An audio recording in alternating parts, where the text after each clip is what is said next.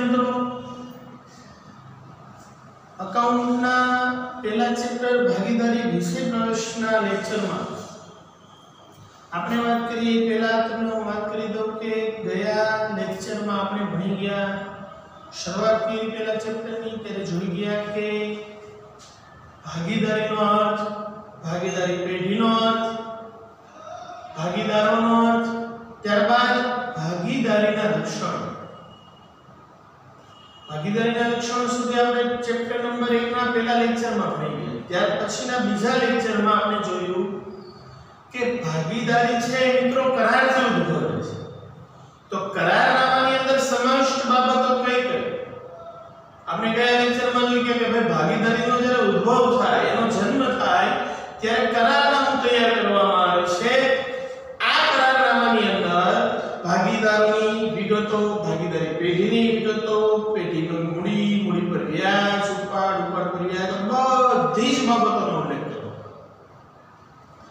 જો ભાગીદારે ભાગીદારી કરારનામું તૈયાર ન કર્યું હોય તો એવા સમયમાં એને 1932 ના ભારતીય ભાગીદારી ધારાની કાનૂની જોગવાઈઓ લાગુ પડે અને કાનૂની જોગવાઈઓ પણ આપણે બીજા લેક્ચરમાં ભણી ગયા કે ભાઈ કાનૂની જોગવાઈ પ્રમાણે કોઈ ભાગીદારને મૂડી પર વ્યાજ આપી શકાય નહીં ઉપાડ પર વ્યાજ પેઢી વસૂલ કરી શકે નહીં ભાગીદારોએ અગર પેઢીને લોન આપેલી હોય તો એ લોન પર પેઢીએ ભાગીદારને 6% વ્યાજ આપવું પડે આ સિવાય ભાગીદારને પગાર બોનસ કમિશન કે મહેનતાણું પણ ન મળે ભાગીદારી પેઢી માટે કરેલો ખર્ચ હોય તો એને મજૂરી મળવાપાત્ર છે અને નફા નુકસાનનું પ્રમાણ જો ન હોય એટલે કે કરારનામું ન હોય તો એ સરકારી સમજાય અહીંયા સુધી જોઈ ગયા બાદ મિત્રો આજના લેક્ચરમાં આપણે ભણવાના છીએ કે ભાગીદારીના હિસાબો 11મા ધોરણમાં તમે વાર્ષિક હિસાબનો દાખલો ભણી ગયા એમાં આપણે વેપાર ખાતું નફા નુકસાન ખાતું અને પાકું સરવૈયો ત્રણ બનાવતા યાદ હશે તમને બધા વેપારમાં ખરીદી અને વેચાણની એવી વિગતો લખતા જે ભાગીદારી પેઢીના વાર્ષિક હિસાબોમાં મળશે એમ જ રહેશે નફા નુકસાન ખાતાની અંદર પેઢીની જે ખર્ચાઓ હતા પેઢીની ખોટ અને આવકોની નોંધ કરતા અહીંયા પણ એમ જ રહેશે પાકા સરવૈયાની અંદર 11મા ધોરણની વાત કરું તો પાકા સરવૈયામાં આપણે મૂડી દેવા બાજુ વ્યક્તિ જે પેઢીનો ધંધાનો માલિક છે એની મૂડી લખતા આપણે તમને ખબર હોય તો પાકા સરવૈયામાં મૂડી દેવા બાજુ ફોર્મેટ બનાવતા મૂડી પ્લસ મૂડીનો વ્યાજ પ્લસ એનો વધારો પ્લસ ચોખ્ખો નફો એમાંથી બાદ કરતા પેઢી એનો ઉપાડનો વ્યાજ વધારો હોય ઉપાડનો તો એ અને ચોખ્ખી ખોટ પણ મિત્રો અહીંયા અગર તમે જોવા જશો તો ભાગીદારીની અંદર એક કરતા વધુ વ્યક્તિઓ હોય તો કોઈ એક વ્યક્તિની મૂડી ન હોય બે કે તેથી વધુ ભાગીદારોની મૂડી હોય જ્યારે વ્યક્તિગત માલિકીમાં શું હતું એક જ વ્યક્તિની મૂડી હતી એટલે મૂડી દેવા બાજુ તમે મૂડી પ્લસ વ્યાજ પ્લસ વધારો અને માઈનસ ઉપરને ઉપર દેતા હતા એટલે ચાલતું હતું પણ જ્યારે ભાગીદારીની અંદર બે કે તેથી વધુ વ્યક્તિઓ સાથે મળીને ધંધો કરતા હોય ત્યારે બે કે તેથી વધુ વ્યક્તિઓની મૂડી પેઢીમાં રોકાયેલી હોય આ માટે તમારે જે નવા ખાતાઓ શીખવાના છે ભાગીદારીના વાર્ષિક હિસાબમાં એમાંનું પહેલું ખાતું છે ભાગીદારોના મૂડી ખાતા ખૂબ અગત્યનો ટોપિક છે નવા ફોર્મેટ સાથે હું તમને આગળ સમજાવવાનો છું એટલે ધ્યાન આપજો કે ભાગીદારોના મૂડી ખાતા રાખવાની પદ્ધતિઓ તો ભાગીદારોના મૂડી ખાતા રાખવાની મિત્રો બે પદ્ધતિ છે ભાગીદારોના મૂડી ખાતા રાખવાની કેટલી પદ્ધતિ બે પહેલી પદ્ધતિ અસ્થિર મૂડી ખાતા પદ્ધતિ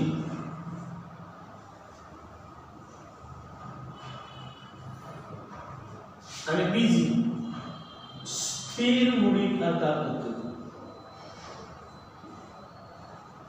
કદાચ ને તમને એક ગુણના શોર્ટ ક્વેશ્ચન તો આ ચેપ્ટરમાંથી બોર્ડમાં નથી પૂછાવાનો પણ MCQ માં બાય ચાન્સ પૂછાય કે ભાગીદારોના મૂડી ખાતા રાખવાની પદ્ધતિઓ કેટલી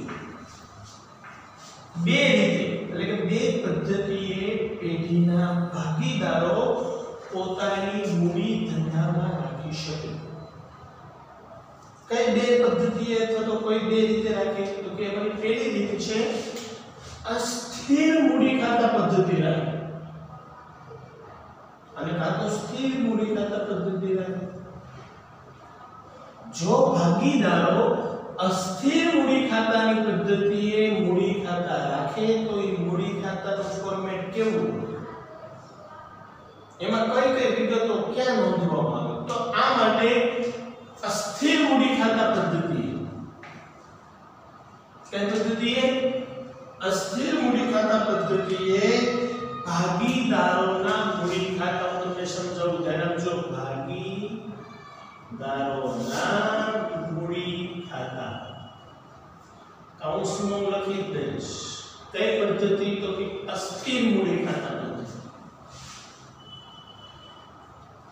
બરાબર સમજો, હું તમને ફોર્મેટ સમજાવું છું. 11મા ધોરણમાં વાર્ષિક વિષયમાં આપણે કે વેપાર ખાતા અને દાખલા લીધા પહેલા વેપાર ખાતાનું ફોર્મેટ જોઈ ગયા હતા કે વેપાર ખાતાની ડાબી બાજુને ઉધાર કહેવાય, જમણી બાજુ જમા કહેવાય. ઉધાર બાજુ શું શું આવે તો કે શરૂઆતનો સ્ટોક, ખરીદી, મહેનત, ખરીદ પરત, ખરીદીને લગતા ખર્ચાઓ, મજૂરી, રેલવેનું લાભ, પગારનું જે હતું એ. જમા બાજુ શું આવે તો કે વેચાણ, માઈનસ વેચાણ પરત, માઈનસ આગળ પડી ગયેલ અન્ય આખરનો સ્ટોક. એવી રીતે ભાગીદારોના મૂડી ખાતા રાખવાની અસ્થિર મૂડી ખાતા પદ્ધતિએ જો તમે મૂડી ખાતા રાખો તો તમારે એક મૂડી ખાતું બનાવવું પડે. આ મૂડી ખાતાની અંદર આ એક હેડિંગ થયું, એક જ રીતનું હેડિંગ આવશે ભાગીદારોના મૂડી ખાતા. હેડિંગ માં પછી ફોર્મેટની વાત કરું તો ફોર્મેટની અંદર મિત્રો સૌથી પહેલા આવશે તારીખ.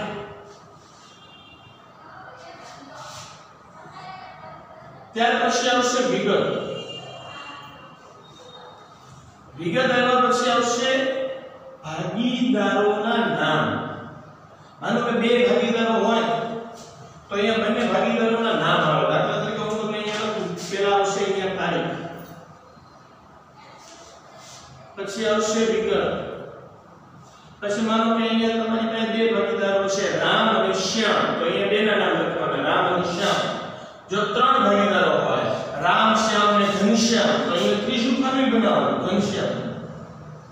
પણ માનો બે ભાગીદારો છે તો બે ખાના બને. આ ડાબી બાજુ થાય કે ભાગીદારોના મૂડી ખાતાની આ ડાબી બાજુ ઉધાર બાજુ થાય. હવે ભાગીદારોના મૂડી ખાતાની જમણી બાજુ એટલે કે જમા બાજુ. જમા બાજુ પણ સેમ આવું બનાવવાનું કે તારીખ, ત્યારબાદ વિગત, ત્યારબાદ ભાગીદારોના જે બે ભાગીદારો હોય તો બંનેના નામ રામ અને શ્યામ. એટલે જમા બાજુ પણ અહીંયા લખશો તમે તારીખ, પછી આવશે વિગત, પછી આવશે રામ અને પછી આવશે શ્યામ. આમ આ ભાગીદારોના મૂડી ખાતા રાખવાની અસ્થિર મૂડી ખાતા પદ્ધતિએ મૂડી ખાતાનું ફોર્મેટ છે.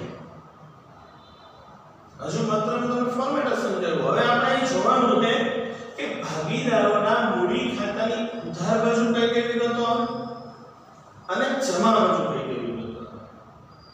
મિત્રો બહુ સહેલું છે, એકદમ નાનું ખાતું છે. હવે તમને ખ્યાલ છે આપણે 11મા ધોરણમાં પણ ભણી ગયા છીએ ભાગીદારોની જે મૂડી હોય, મૂડીની કઈ બાકી હોય, ઓલવેઝ હંમેશાને માટે મૂડીની જમા બાકી હોય. તો ભાગીદારોના મૂડી ખાતાની જમા બાજુ સૌથી પહેલા શરૂઆતની તારીખે જે કે તારીખે હોય એમાં લખવાનું મૂડી એટલે બાકી આગળ લાવ્યા. અહીંયા લખાય મિત્રો શરૂની મૂડી. ભાગીદારોની કેવી મૂડી? શરૂઆતની મૂડી. દાખલા તરીકે તમે એવું કીધું કે રામ અને શ્યામ અનુક્રમે 1,00,000 અને 1,50,000 ની મૂડીથી ધંધો શરૂ કરે છે. તો એ મૂડી 1,00,000 અને 1,50,000 ની મૂડી ક્યાં લખાય? મૂડી ખાતાની જમા બાજુ. શું કામ? કે મૂડીની જમા બાકી હોય. તો મૂડી ખાતાની જમા બાજુ રામ અને શ્યામની મૂડી લખવાની, એનો તમને બાકી આગળ લાગે. એ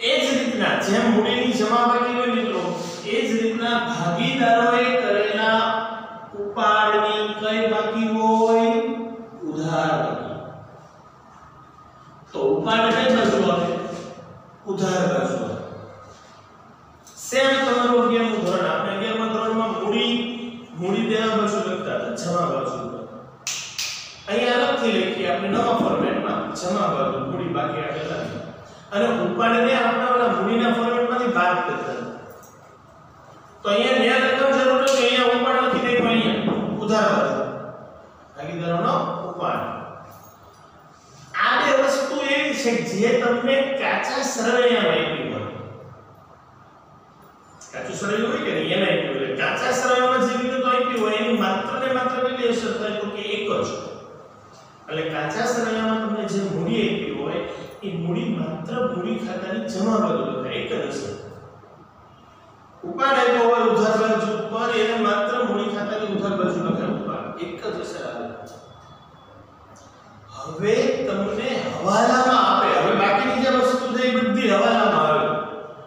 હવાલામાં તમને એવું કીધું હોય ભાગીદારોની મૂડી પર 5% વ્યાજ ગણો. તો 5% વ્યાજ ગણવા માટે તમારે મૂડી ખાતાની જમા બાજુ જે બાજુ મૂડી લખી હોય ને ત્યાં જ આવે મૂડી પર વ્યાજ. રામનું હોય તો રામના ખાતામાં, શ્યામની મૂડીની વ્યાજ શ્યામના ખાતામાં.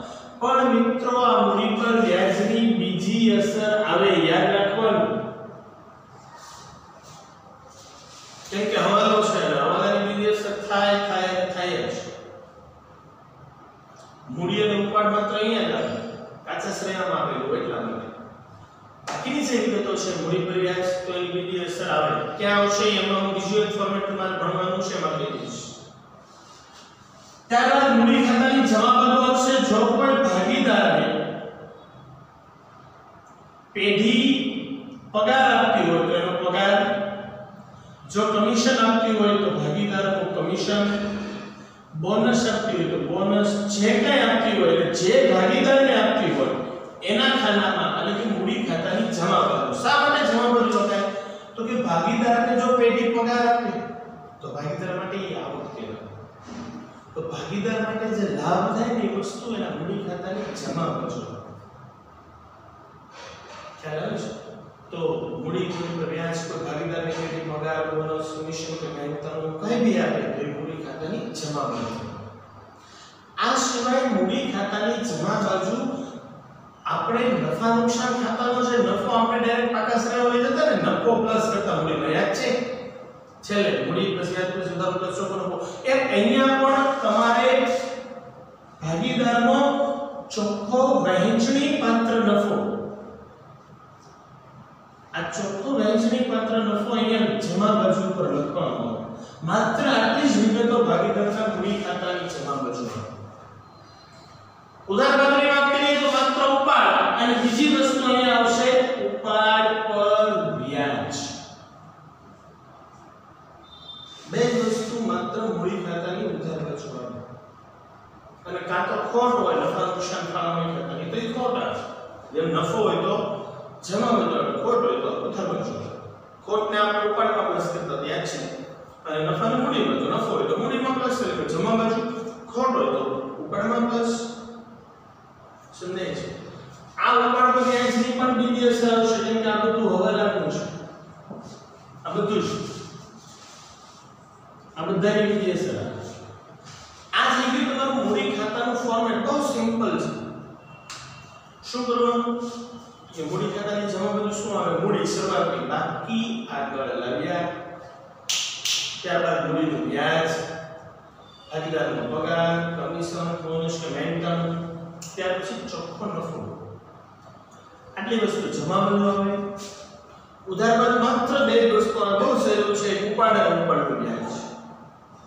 માનવ બાજુનો દાખલો પૂરો થઈ ગયો. આ ખાતું તમારે પેક કરવાનું, ખાતું બંધ કરવાનું. ખાતું બંધ કરવા માટે શું કરવાનું? તો કે પહેલા જમા બાજુનો સરવાળો વધારે હોય તો જમા બાજુનો સરવાળો કરવાનો.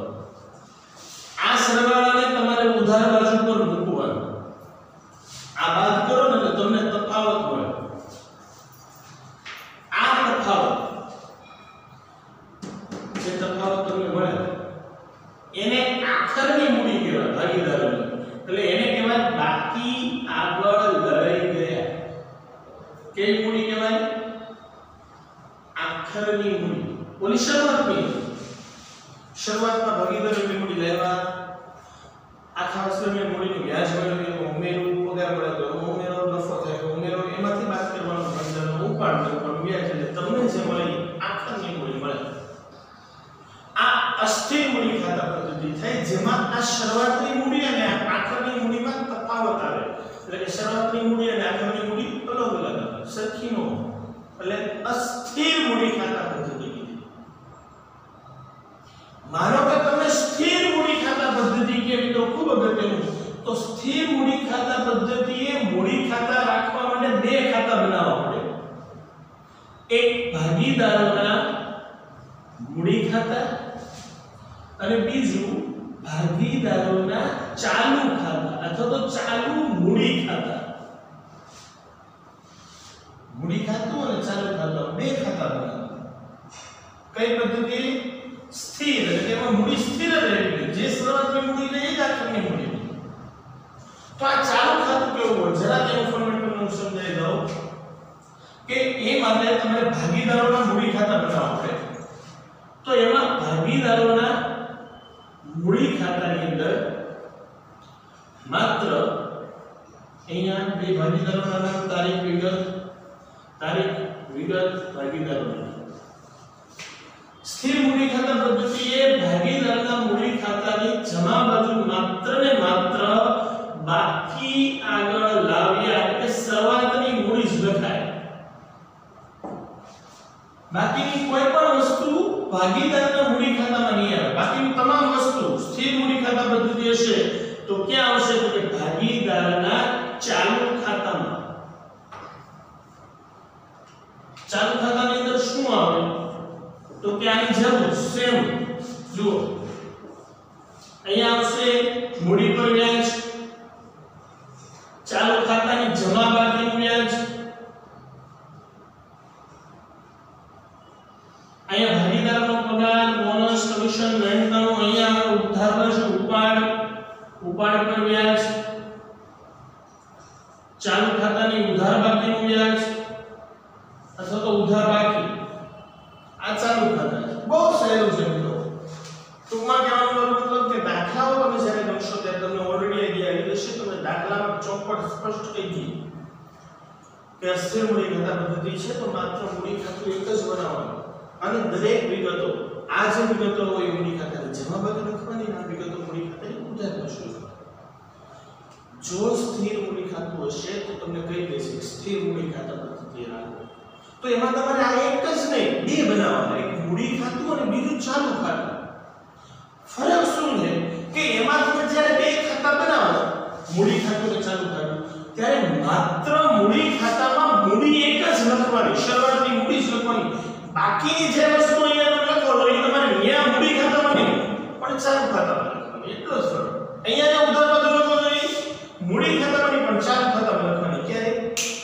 સ્થિર મૂડી ખાતા પદ્ધતિ હોય ત્યારે એટલે બહુ સિમ્પલ છે માત્ર સ્થિર મૂડી ખાતા પદ્ધતિએ મૂડી ખાતાને ચાલુ ખાતા એટલા માટે કે આ પદ્ધતિએ મૂડી ખાતાની અંદર માત્ર ને માત્ર શરૂઆતની મૂડી જ લખવામાં આવે બાકીની કોઈ વિગતો આમાં લખવામાં જ નથી આવતી બાકીની જે વસ્તુ તમે મૂડી ખાતાની જમા બાજુ લખો એ ચાલુ ખાતાની જમા બાજુ લખવાની અને ઉધાર બાજુ લખો એ ચાલુ ખાતાની ઉધાર બાજુ લખવાની શા માટે આવું કરવામાં આવે તો કે સ્થિર મૂડી ખાતા પદ્ધતિએ મૂડી ખાતાની અંદર માત્ર મૂડી લખવામાં આવે બાકી કઈ ન લખો એટલે આ બાજુનો જે સરવાળો હોય એ તમે અહીંયા મૂકી અને અહીંયા લખો અને શરૂઆતની મૂડી અને આખરની બાકી આગળ લઈ ગયા બંને મૂડી સરખી આવે સરખી અર્થાત સ્થિર રહે એમાં બદલાવ ન થાય એટલે એને સ્થિર મૂડી ખાતા પદ્ધતિ અને આ અસ્થિર મૂડી ખાતા પદ્ધતિ આપણે દાખલા ગણવાના છે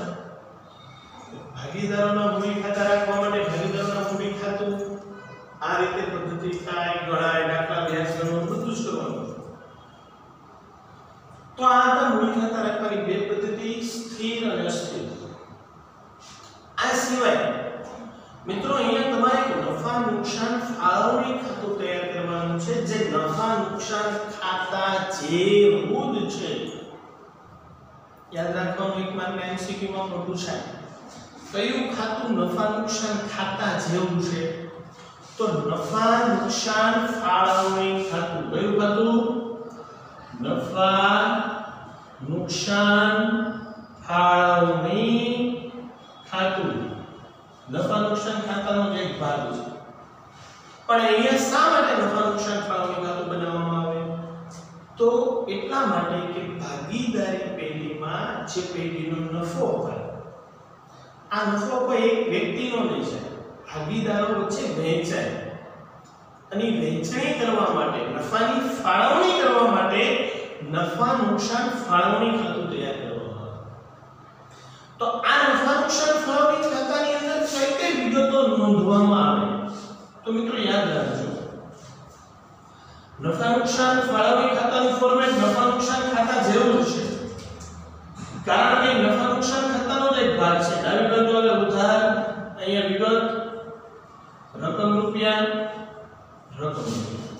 જમણી બાજુ પણ વિગત, રકમ રૂપિયા, રકમ રૂપિયા, અને અહીંયા જમણી બાજુને જમા કરે. હવે યાદ રાખવાનું કે મૂડી ખાતા અને નફા નુકસાન ફાળવણી ખાતું, આ બંને ખાતાની અંદર માત્ર ને માત્ર ભાગીદારને લગતી બાબતોની જ નોંધ થાય. આ સિવાય કોઈ બાબતની નોંધ અહીંયા કરવામાં આવતી નથી. બહુ સિમ્પલ છે. આપણે નફા નુકસાન ખાતું જો બનાવતા, નફા નુકસાન ખાતામાં ઉધાર બાજુ નફો આવે, ઉધાર બાજુ તો ફાળા એને જમા બાકી કહેવાય, એને કહેવાય નફો. તો એનો ચોખ્ખો વહેંચણી પત્ર, ચોખ્ખો જે નફો, એ ચોખ્ખો નફો નફા નુકસાન ખાતામાં જમા બાજુ છે. અને જો આમાં જમા બાજુ ખોટ આવી હોય તો ચોખ્ખી ખોટ અહીંયા નફા નુકસાન ફાળવણી ખાતાની અંદર છે. આ સિવાય નફા નુકસાન ફાળવણી ખાતાની ઉધાર બાજુ મિત્રો શું આવે? તો યાદ રાખવાનું કે ભાગીદારોના મૂડી ખાતાની જમા બાજુ જે વસ્તુ આવે એની બીજી અસર આપવાની મેં તમને વાત કરી છે. એમ કે કીધું હવાલાનું. તો અહીંયા જમા બાજુ હોય એ બધી જ વસ્તુ નફા નુકસાન ફાળવણી ખાતાની ઉધાર બાજુ આવે, એની બીજી અસર. એટલે કે મૂડી પર વ્યાજની બીજી અસર નફા નુકસાન ફાળવણી ખાતાની ઉધાર બાજુ, મૂડી પર વ્યાજ. પણ અહીંયા બે ભાગીદારો એટલે લખવું પડે, પેલા રામનું શ્યામનું ઇનર કોલમમાં લખવાનું, સરવાળો કરી અને આઉટર કોલમમાં જવા દે. એ જ રીતના કોઈ ભાગીદારનો પગાર હોય તો ભાગીદારનો પગાર, બોનસ, કમિશન, મહેનતાણ જે કંઈ હોય એ અહીંયા. જમા બાજુ જે મૂડી ખાતાની હોય એ નફા નુકસાન ફાળવણી ખાતાની ઉધાર બાજુ હોય. અને જે ઉધાર બાજુ હોય ઉપાડ પર વ્યાજ એ જમા બાજુ હોય. રામ અને શ્યામ. ઉલટ અસર થાય, ઉલટી અસર. અહીંયા જમા તો અહીંયા ઉધાર, અહીંયા ઉધાર જમા. યાદ રાખજો, ઉપાડની બીજી અસર ન થાય અને મૂડીની બીજી અસર ન કરતા કાચા સરળિયામાં હોય, એની માત્ર એક જ અસર થાય. મિત્રો છેલ્લે નફા નુકસાન ફાળવણી ખાતું બંધ કરવામાં આવે. જમા બાજુનો સરવાળો કરો અને ઉધાર બાજુ મૂકો. જે તફાવત આવે એને કહેવાય ચોખ્ખો વહેંચણી પાત્ર નફો. આ નફો ભાગીદારો વચ્ચે વહેંચાય. વહેંચ્યા પછી જો એ નફો અહીંયા ઉધાર બાજુ આવે એટલે ત્યાંથી કે ને મૂડી ખાતાની જમા બાજુ. તો બહુ સિમ્પલ ફોર્મેટ હતા. છતાંય વિગતે ખ્યાલ તમે ટેક્સ્ટબુકનો અભ્યાસ કરશો એની અંદર તમને ફોર્મેટ આપેલા જ છે. તો આ દરેક ફોર્મેટ તમે દરેક વિદ્યાર્થી મિત્રો જો બે વાર લખી અને તૈયાર કરશો તો હું માનું છું ત્યાં સુધી તમને ફોર્મેટમાં થોડો ઘણો બધો આઈડિયા આવી જશે. થોડો ઘણો આઈડિયા આવી જાય ફોર્મેટની અંદર. પછી જ્યારે તમે દાખલા કરો એટલે બાકીનું જે કાંઈ છે એ બધું જ ત્યાં તમને દાખલામાં આવી જતો. પણ તમે ઉમાનું સેટ ફોર્મેટમાં થાય છે તો એ ન ભેગું થાય. એટલે પહેલા ફોર્મેટ બધા જ બરાબર ક્લિયર કરી નાખો. પછી આપણે હવે પછીના લેક્ચરમાં આપણે ટેક્સ્ટ બુક સાથે રાખીએ અને ટેક્સ્ટ બુકના સ્વાધ્યાયના મોટા દાખલાઓનો અભ્યાસ કરશું. એટલે કે આજે ખાતાઓ બનાવવાના કઈ રીતે બને એના દાખલાઓનો અભ્યાસ કરશું. તો આજના દિવસે આજે ફોર્મેટો ભણ્યા છે એ બે વાર લખી અને તૈયાર કરશું. Okay, thank you.